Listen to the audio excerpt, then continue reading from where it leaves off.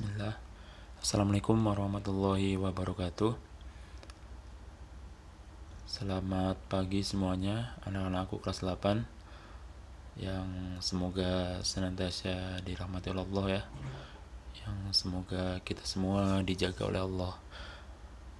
Terutama di musim-musim begini yang kita tahu sendiri wabahnya masih berlanjut. Oke, kali ini kita akan masuki ke materi baru ya. Yang sebelumnya dibangun ruang sisi datar, sekarang kita masuk ke materi statistika. Kalau di buku kalian itu ada di bab 10 statistika. Oke. Dalam statistika nanti ada yang namanya data. Nah, di sini pengertian data dan statistika. Ya, data adalah kumpulan informasi yang diperoleh dari suatu pengamatan. Informasi ini itu bisa berupa angka, lambang, ataupun keadaan objek yang sedang diamati. Ya, ini singkat saja. Nah, contohnya di sini kita nanti akan berkutat dengan yang namanya angka ya. Contoh, data nilai ulangan harian siswa kelas 8E. Nah, ini ada beberapa, contohnya 78, 86, 90, 56, 73, 100, 67, 88, 95, dan 84. Ini contoh ya, bisa juga yang lain seperti misalkan data ukuran sepatu kelas 8D misalkan ya, atau misalkan data tinggi badan kelas 8A. Nah, itu masuk ke data. Oke. Sedangkan statistika itu lebih luas cakupannya ya. Ilmu yang mempelajari bagaimana cara mengumpulkan, menyusun, menyajikan, menganalisis dan mempresentasikan data. Ya, nanti kita di sini lebih ke penyajian dan sedikit analisis ya. Oke, lanjut. Nah, di sini kita ada mengurutkan data. Mengurutkan data tujuannya adalah untuk merapihkan data sekaligus bisa diketahui data yang terkecil dan data yang terbesar. Ya, oke.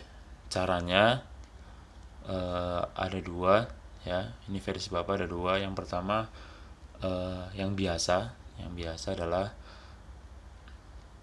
cara biasa. Yang kedua dengan diagram batang daun ya. Oke. Nah, contoh yang biasa dulu. Data nilai ulangan harian siswa kelas 8E yang tadi di awal ya. Nah, berikut ini bisa dilihat angkanya, datanya itu masih berantakan ya, nggak urut ya, masih data 78 loncat-loncat. Setelah diurutkan jadinya seperti ini. Kita urutkan biasanya dari yang paling kecil ya, paling kecil ke data yang paling besar. Nah, di sini ya antum butuh ketelitian juga.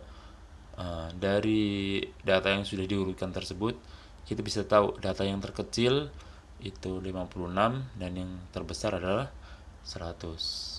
Oke, sekarang kita ke contoh yang diagram batang daun. Tapi sebelumnya, diagram batang daun ini itu bisa dipakai untuk cakupan data yang cukup besar ya. Jadi maksudnya datanya banyak. Kalau tadi di atas kan cuma 10 data, 10 atau 11, kalau yang ini lebih besar ya, datanya lebih besar. Dan data tersebut berupa angka 2 digit ya. Bisa berupa angka 2 digit. Oke. Contohnya yang berikut data nilai ulangan harian siswa kelas 8F. Ya, di situ ada 30 data, bisa antum hitung ya, ada 30 data. Nah, untuk yang seperti ini ya, kita bisa menggunakan diagram batang daun. Nah, jadi batang yang di sini maksudnya adalah angka depannya atau puluhannya ya. Jadi angka puluhannya antum bisa lihat ya, sebelum membuat tabelnya bisa lihat angka yang paling kecil. Oh, di sini udah kelihatan ada angka depannya 5 ya. Terus yang depannya paling besar 9, berarti 6-nya ada, 7-nya ada, 8-nya ada, 9-nya ada. Berarti kita buat yang puluhannya dulu, 5, 6, 7, 8, 9. Itu sebagai batangnya. Terus daunnya itu yang satuannya. Ya, kita cek dari baris pertama yang angka yang 50-an. Ada berapa? Cuma 156. Berarti 6-nya kita taruh di belakang ya sebagai daun. Terus di baris kedua ada 59 ya, tulis 9-nya yang tulis. Baris ketiga nggak ada. Oke, begitu seterusnya ya. Yang ke baris batang apa yang depannya 6, bisa lihat di baris pertama ada berapa saja yang ditulis belakangnya di bagian daun ya. Ini sudah didapat ya. Nah, cuma di sini angkanya masih acak ya, di bagian daunnya masih. Nih contoh yang bagian 7, 8, 3, 8 loncat-loncat. Nah, bisa kita rapikan menjadi seperti ini ya. Jadi lebih rapi di situ ya. Di bagian daunnya bisa diurutkan dari data yang paling kecil. Nah, di situ membacanya adalah 5 sama 6, 5 sama 9, berarti 56, 59 dan seterusnya. Di sini berarti kita juga bisa ketahuan data yang paling kecil adalah 56 dan data yang paling besar adalah yang 99 ya. Oke, untuk diagram batang daun.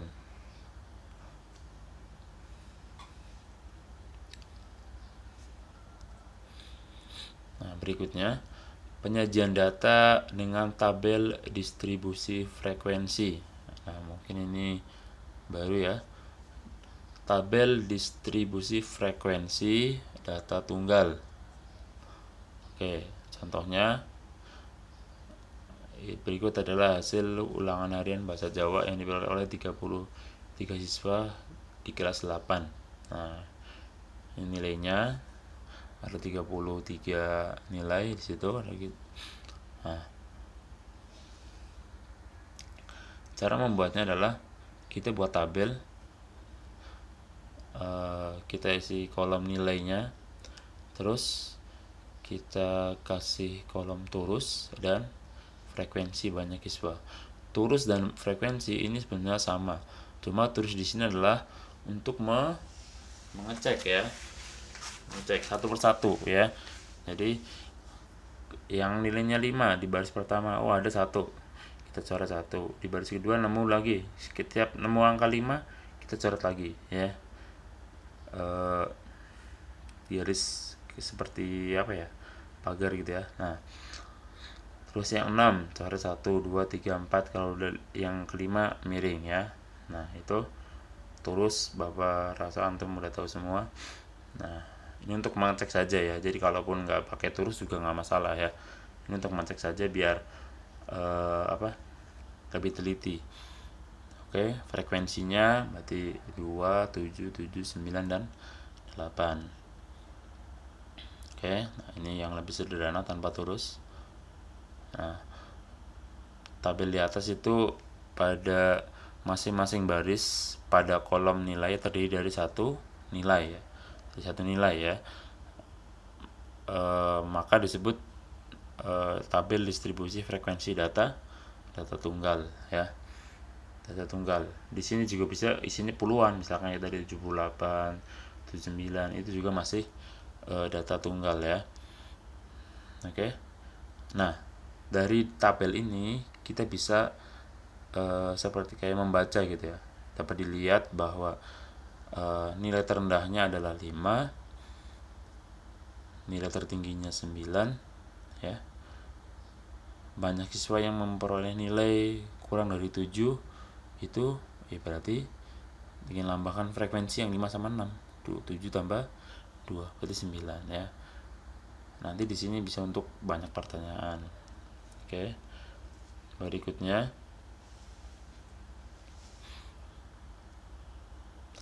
tabel distribusi frekuensi data berkelompok. Tadi yang tunggal, sekarang berkelompok. Ya, ini contohnya. ada berapa data, itu bisa melihat sekitar 50 data ya. Pertama ya, langkah pertama untuk membuat tabel distribusi frekuensi. Nah, data terkecilnya berapa, data terbesar berapa, kita cari dulu. Setelah itu, nah, kita menentukan kelas dan interval. Nah, mungkin di sini masih baru. Kelas itu adalah maksudnya banyaknya baris ya, banyaknya baris. Jadi di kolom tadi itu ke bawahnya itu disebut dengan kelas ya, banyaknya baris itu disebut dengan kelas. Nanti menentukan banyaknya kelas di sini lebih baik itu jumlahnya ganjil ya, bisa 3, 5, 7, 9 atau seterusnya ya. Dan interval di sini adalah nanti itu setiap baris nilai itu isinya nggak cuma satu nilai. Jadi misalkan nanti 60 sampai 65, nah itu namanya interval ya. Jadi cakupan beberapa nilai dari tiap baris ya. Oke, nah di sini ada sedikit ya. Jika kita pengen membuat 5 kelas ya, 5 baris, maka nanti intervalnya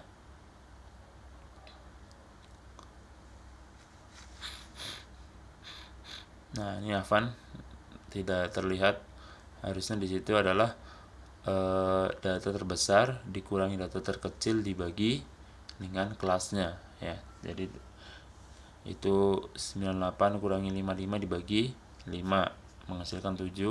Terus yang jika kelas 66 maka 98 kurangi 55 dibagi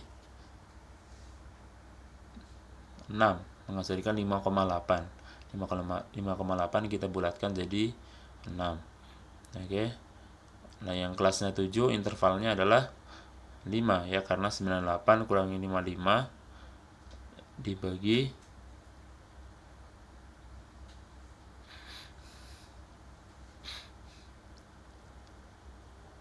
5 ya.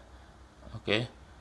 Untuk data tersebut ya akan lebih baik jika banyak kelasnya 7 dan intervalnya 5. Oke, Bapak pilih yang itu ya.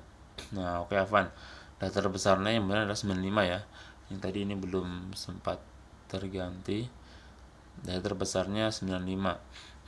Nah, di sini sudah jadi tabel distribusi frekuensinya ya. Bisa dilihat banyaknya kelas 7. Nah, ada 7 baris ke bawah itu. Interval kelasnya 5. Nah, interval kelasnya 5 berarti kita tulis dari yang pertama. Yang paling rendah itu ya Van, ini yang bagian kiri data terkecil sama terbesar belum diganti ya, kelupaan. Jadi data terkecilnya itu bisa dilihat itu aslinya adalah 60 ya, dan data terbesarnya itu 95 ya. Oke.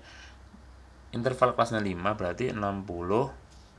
Nah, 60-nya dihitung 60, 61, 62, 63, 64 ya, udah 5 nilai situ ya. Berarti 60 sampai 64. Baris berikutnya untuk selanjutnya berarti 65, 66, 67, 68, 69 dan seterusnya ke bawah sampai pas di 95 ya, atau data yang paling besar. Nah, tinggal kita mencari tuh yang nilai 60 sampai 64 ya, itu frekuensinya berapa. Kita lihat di sini udah Bapak bikin coret-coret ya. Yang warnanya hitam itu yang 60 sampai 64 ya. Dan seterusnya ya, yang merah yang 65 sampai 9. Nah, tapi nanti kalian nggak harus ibaratnya pakai warna ya, tapi silakan dicoret-coret sendiri, dilingkarin atau dicoret ya, untuk memastikan nggak ada yang tertinggal. Nah, cara mendeteksi ada yang ketinggalan apa enggak juga antum jumlah nanti frekuensinya ya. Frekuensinya dijumlah. Jika dijumlah ketemunya sama dengan data yang di soal ini, berarti insya Allah udah benar ya. Ya, ini yang versi yang lebih singkat. Nah, tabel di atas itu dinamakan tabel distribusi frekuensi data kelompok ya, karena di bagian nilai itu dia datanya berkelompok ya, jadi nggak hanya satu. Kalau tadi kan 7, 8, 9, kalau ini ada rentangnya. Nah, oke. Dari tabel di atas ya, terlihat bahwa nilai yang banyak diperoleh siswa adalah nilai 85 sampai 89.